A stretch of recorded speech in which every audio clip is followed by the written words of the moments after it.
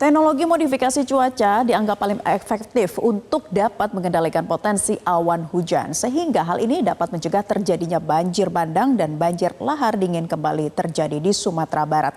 Nah, seperti apa pelaksanaannya? Kita akan mendalami pemirsa informasi terkait teknologi modifikasi cuaca dalam infografis berikut ini. Kita akan simak pemirsa mengenai teknologi modifikasi cuaca dari definisinya dulu ya. Apa itu TMC? TMC ini merupakan teknologi modifikasi cuaca adalah upaya manusia untuk memodifikasi cuaca dengan tujuan tertentu ya, agar kemudian bisa mendapatkan kondisi cuaca seperti yang diinginkan. Caranya bagaimana? Caranya adalah dengan menabur zat NaCl di langit menggunakan pesawat, dan kemudian ini seperti yang saya sebutkan tadi pemirsa dianggap memang paling efektif ya untuk bisa mengendalikan potensi awan hujan.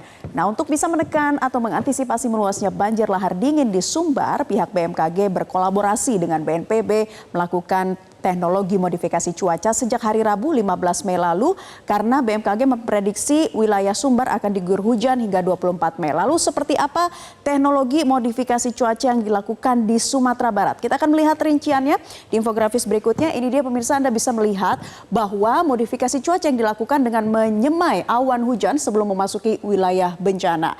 Ya, kemudian ini akan berlangsung selama 5 hari dari 15 sampai 20 Mei 2024, dan ada 15 ton garam yang disiapkan selama 5 hari itu disemai sebanyak 3 kali penerbangan dalam 1 hari ya. Jadi ini lebih spesifiknya mengenai modifikasi cuaca yang dilakukan di Sumatera Barat. Lalu Kepala BMKG menjelaskan operasi teknologi modifikasi cuaca atau TMC ini akan berusaha menghalau awan-awan hujan yang posisinya terpantau di sebelah timur Bukit Barisan, sehingga diharapkan dapat mencegah pergerakan awan hujan untuk memasuki kawasan lereng Gunung Merapi yang berpotensi membahayakan kawasan bencana. Lalu pihak-pihak mana saja yang berkolaborasi dalam teknologi modifikasi cuaca ini? Kita akan melihat infografis berikutnya.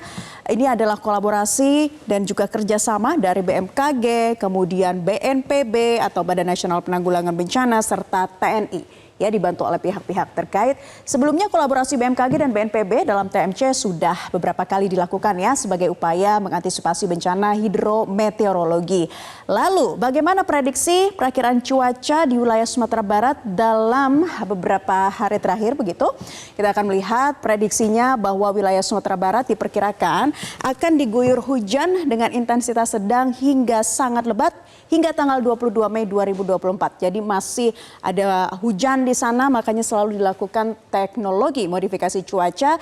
Dan apa bahayanya? Ada sejumlah bencana yang diprediksi akan terjadi. Untuk itu masyarakat diharapkan waspada. Ada banjir lahar hujan, galodo atau istilah lokalnya, atau juga banjir bandang serta tanah longsor.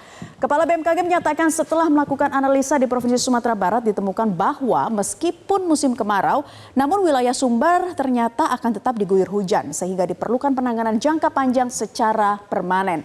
Atas bencana banjir lahar dingin dan banjir bandang yang terjadi, apa saja sih manfaat lain dari teknik atau teknologi modifikasi cuaca? Kita akan simak, ini dia pemirsa manfaat yang bisa didapat dari operasi teknologi modifikasi cuaca yang tentunya diharapkan bisa memudahkan proses pencarian korban yang masih hilang, yaitu utamanya kemudian juga bisa mengevakuasi. Jadi dengan tidak turunnya hujan bisa lebih memudahkan petugas gabungan untuk melakukan evakuasi dan normalisasi lingkungan. Ini juga menjadi catatan manfaat lain dari TMC. Nah, selain teknologi modifikasi cuaca, tentunya kesiapsiagaan, mitigasi, dan peringatan dini bencana ini menjadi satu kesatuan yang harus terus dibenahi, termasuk juga pembangunan sabodam dan relokasi yang harus menjadi langkah selanjutnya sebagai respon atas bencana banjir lahar dingin dan banjir bandang di Provinsi Sumatera Barat, agar kemudian kemungkinan bencana ke depan bisa diantisipasi. Tentunya kita akan tunggu langkah-langkah selanjutnya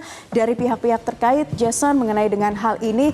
Kita harapkan juga proses pencarian korban bisa berlangsung dengan cepat begitu ya, bisa kemudian nanti para pengungsi juga pasca bencana ini bisa kembali ke kediaman mereka masing-masing. Ya, betul, tentunya solusi yang benar-benar tepat sasaran yang diharapkan oleh masyarakat di sana agar bencana serupa bisa diselesaikan. Jelajahi cara baru mendapatkan informasi. Download Metro TV Extend sekarang.